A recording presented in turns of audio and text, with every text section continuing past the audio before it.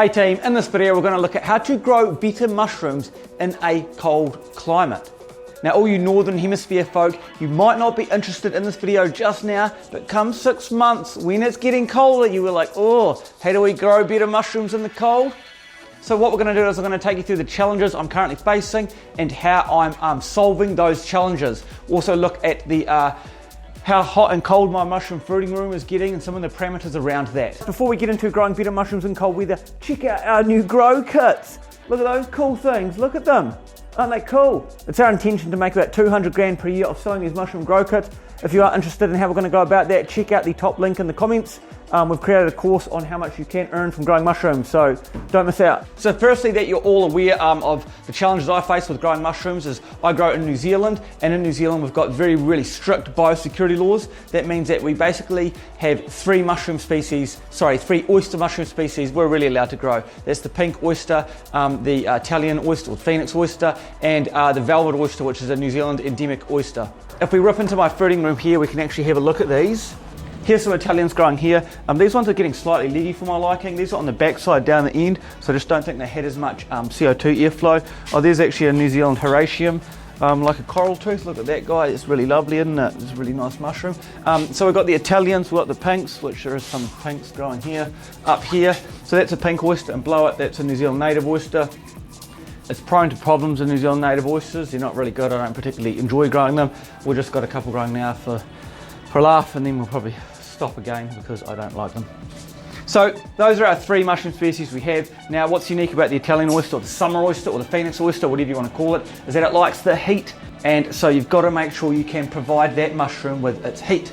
Now my rooms here are 50mm thick insulated fridge board. People keep asking me what my rooms are made out of. These are like panels that they make external fridges or walk-in chiller rooms out of. And each panel just slots together. You can see where they slot together up there. But it's only 50mm, so it's only about that thick.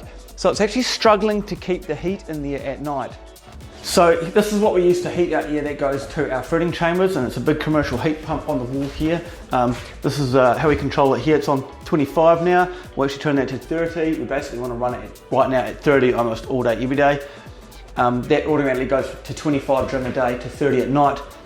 And that's a backnet controller. That's supposed to give me control of this heat pump, depending on the parameters I set. But my Intertech, that's supposed to talk to the Intertech controller, but the company Intertech is really bad on their customer service, and so I've had some problems here, so I haven't even bothered addressing it. So I just come in here and manually turn it on. But this preconditioning room works wonders, and we have absolutely zero problems with it. There's a big enough chamber in here for that cold air to come through the grate there on the wall. It comes through. We haven't connected the heat exchanger up yet, that's to do, but it gives it enough time to come in here to get to temperature, because that heat pump can do an awful lot. It's pretty powerful. And the air gets sucked out down there straight to our fruiting rooms.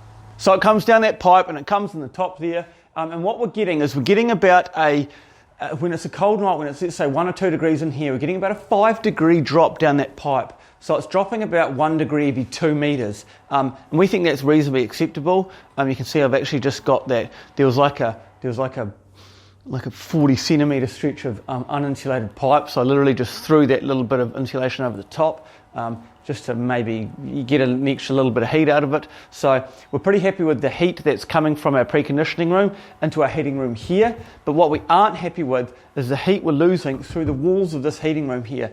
Now one thing we can do is calculate how much heat loss we are losing through our walls.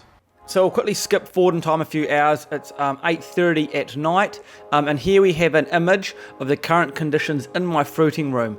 If we look up here, there's the CO2 sensor on the left, currently giving us an output of just under 800 parts per million.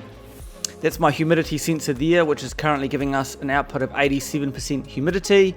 There's my temperature at the end of the duct. Now this is reading the air temperature right before it goes into my fruiting room, and that's at 25 degrees. And if you remember a minute ago, I was out in my preconditioning room. We have that heat pump out there set for 30 degrees. So there's that 5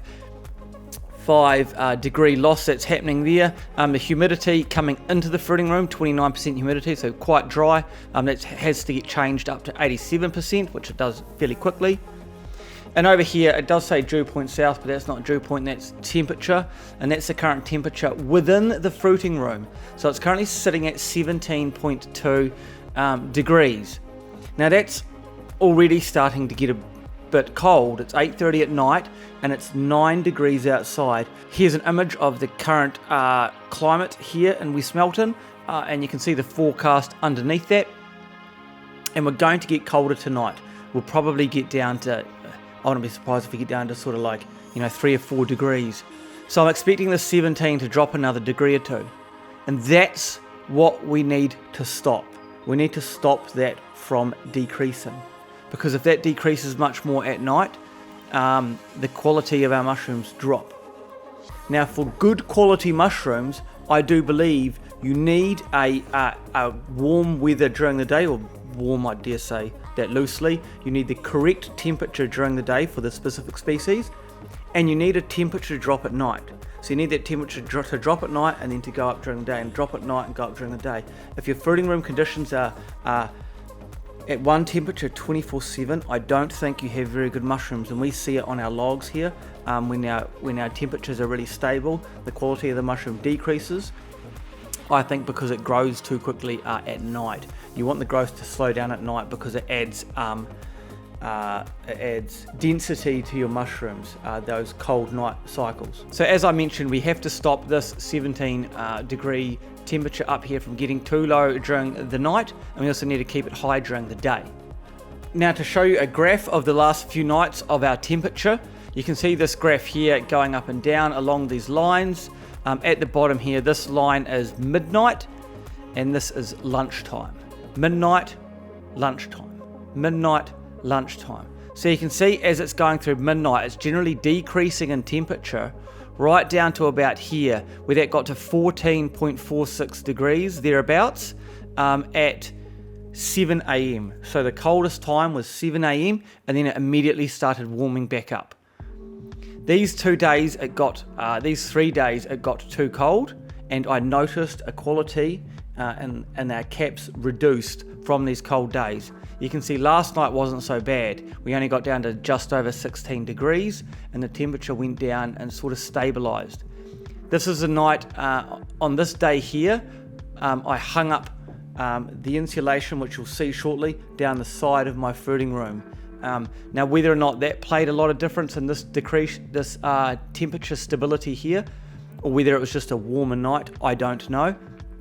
But it's going to be interesting to see how tonight goes on this graph. So to calculate the thermal loss through one of our rooms at night, we simply come onto this calculator here, which is a conductive heat transfer calculator. Here we put the thermal conductivity, and I put the thermal conductivity of polystyrene in there. I think you Americans call it styrofoam. Here we call it polystyrene, or extruded polystyrene. That's what it's made out of. It's sandwiched between two pieces of metal. The area in meters square. One of my fruiting rooms, the area is 65.76 meters square for all the panels around it, just for one room. We're ignoring the fact that there's a sort of second room hanging off the side of one. We'll just ignore that factor. And that's excluding the concrete floor. Now, right now, as it is, it's 17 in there. And it's 9 degrees outside, so it's going to be basically 9 degrees in that end of my workshop because it gets really cold out there really quickly. And we know our material thickness is 50 millimeters, or 0.05 meters. Now when we calculate, that gives us a heat transfer of 358 watts. So right now we are losing 358 watts continuously of heat through the walls in that room there. You may not think that's much, but it is when you're doing that throughout the entire night, just constantly radiating that heat.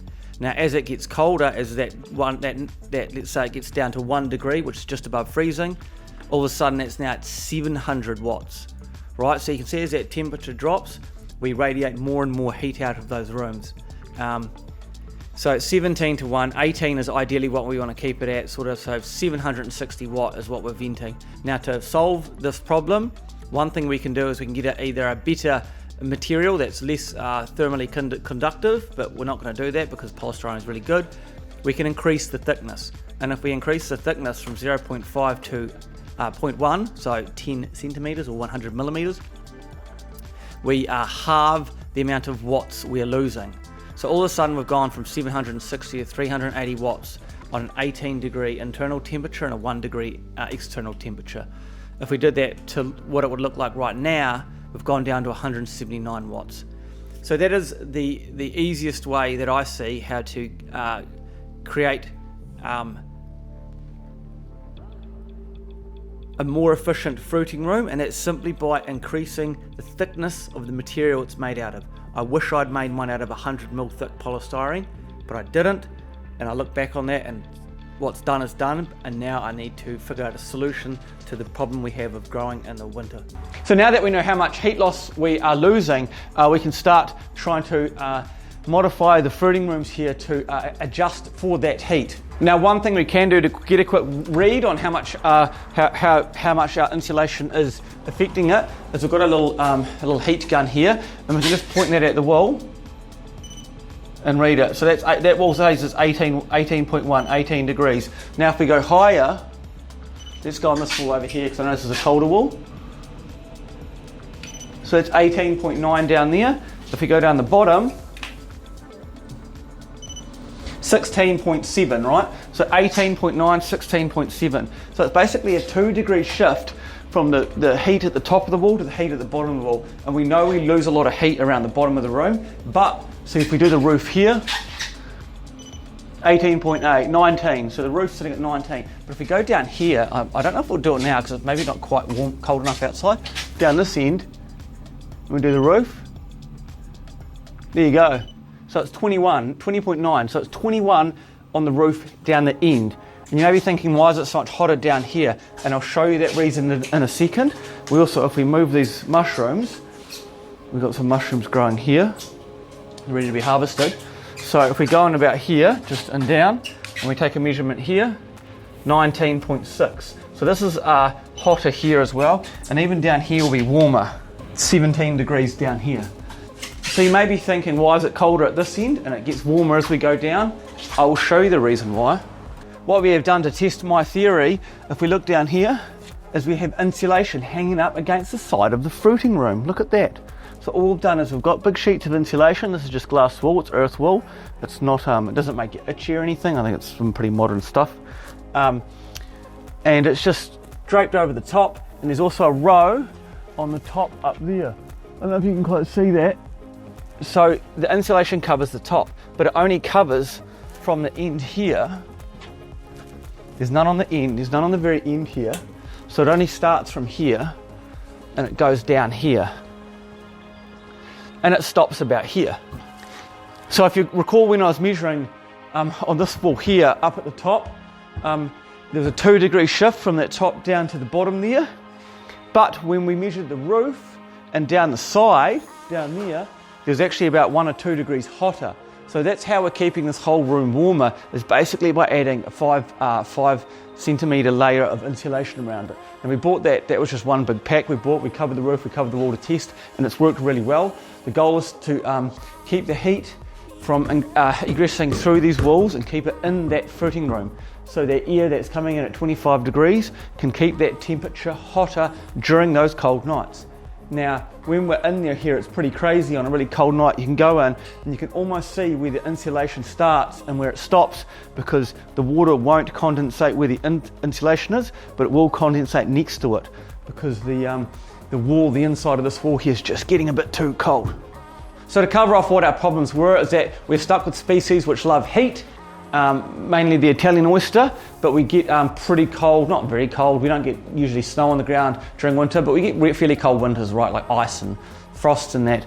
And we need to keep this room hot. This needs to be, at least 18 during the day, at least, and ideally not below 16 at night. So the biggest challenge is making sure that air that goes into my preconditioning room is heated correctly, making sure it gets to the fruiting room while it's still warm, and making sure once it is in that fruiting room for however long that air is in there for, 20 minutes or whatnot, that it stays hot or it stays warm.